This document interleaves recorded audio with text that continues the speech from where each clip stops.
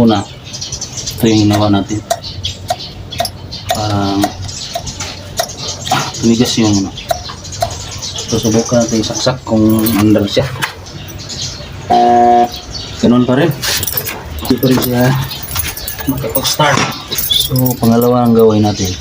Tingnan natin yung kapasitor niya. Ito yung ano. Ayun. Ito yung mga idol. Ito yung diferensya.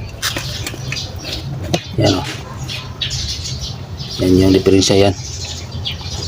Kaya hindi siya makapag-start kasi nga itong kapasitor na ito ay pumutok na mga idol. Yan o. So ito lang yung problema. So kailangan natin itong palitan ng bago. 20 UF to mga idol kasi 1 horsepower yung pump natin.